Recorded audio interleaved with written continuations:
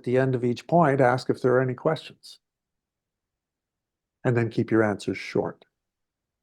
So that's actually step 5.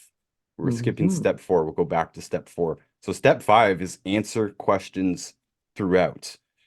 And you've got this Yes. thing called the 10 push-up rule. What's that about? Yeah. So one of the problems with questions is that people think they know where the question is going. So they stop listening halfway through and start engaging their working memory and their long-term memory and stop listening.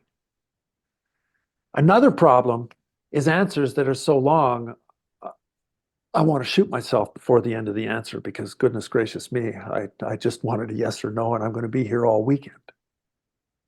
So I came up with the 10 push-up rule. And the 10 push-up rule, when it's evoked, says you get a maximum of 10 words with which to answer any question you're asked. Every word over 10, you will do 10 push-ups per word at the end Kind of of your like your son presentation. has to walk all the way upstairs to turn off the light.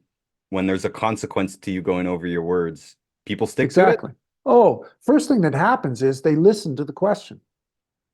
I mean, the most striking example, and I talked about this on Tuesday night with a couple of the people who have the technology ideas. So there was a meet and greet after, and all the presenters kind of ended up talking to me, even though only one of them was my client. And I said to them, one of the one of the most striking examples I've seen of this was when I did media training with the city of Mississauga.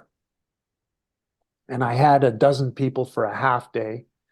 And I like to do lots of practice interviews, but in a half day with a dozen people, you can't do many.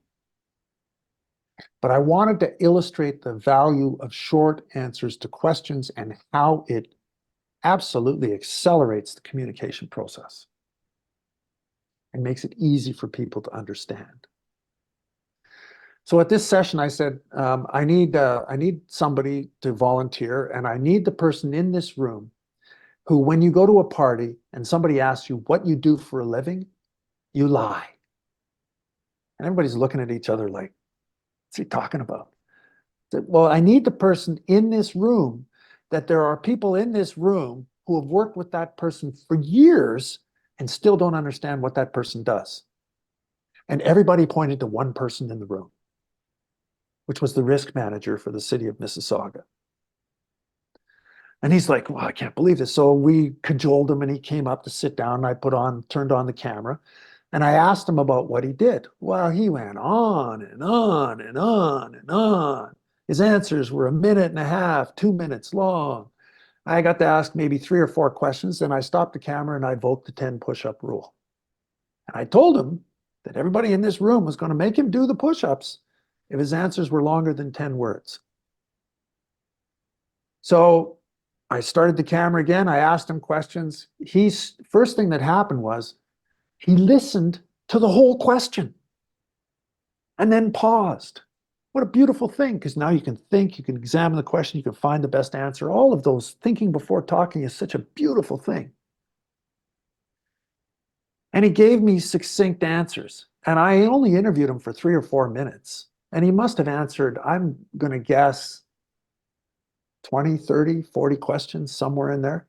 I stopped the camera, thanked him, encouraged him to go back to his seat, and he grumbled all the way back. Oh, it's terrible. Blah, blah, blah. Everybody in the room is like this, stunned. Their eyes were open, their mouths were open. He goes and he sits down. The person beside him turns to him and smiles and says, how long have we been friends? I don't know, 5, 6 years.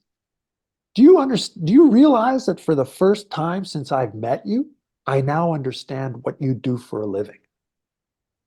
Because of the second part where he only got 10 words. Exactly. Where it was horrible for him, but perfect for everyone else. Because he had to actually answer the question and then move on for another one. Exactly. And I got to ask more questions to explore his information and make his information mine and ours as part of the group. I think it also makes the listener or the person who asked the question, when you give a short answer, I think it makes them a lot more interested. Everybody's more interested. People ask what I Everybody. do for a living, and usually I just say Instagram. It's one word. It's a one-word answer. And it by no means sums up what I do, but it's a very interesting answer, and it almost always provokes more questions. Exactly. More engagement, which leads to more understanding, which leads to a better exchange, which leads to more efficiency. All of these things we know, yet you go to your next presentation and somebody's going to stand up at the front of the room and say, I've saved plenty of time at the end for questions. Please hold your, well, okay. No, I just can't wait to get out of here. Have a nice day. So if the point is to engage with the audience, because that's ultimately what this whole thing boils down to, that people are not showing up to hear you drone on about anything, even if it is the most important thing they are interested in. The point is to engage with the audience, and the way to do that fundamentally is to exchange questions and answers. Exactly. And another thing that's amazing is you're going to leave this discussion and you're going to go to your next presentation and you're going to see as soon as that slide starts, a cloud comes in front of people's eyes. We're all now conditioned to sit down, shut up, and be good people till it all ends. Which, Nobody wants to do that. well, maybe some do, but I certainly don't.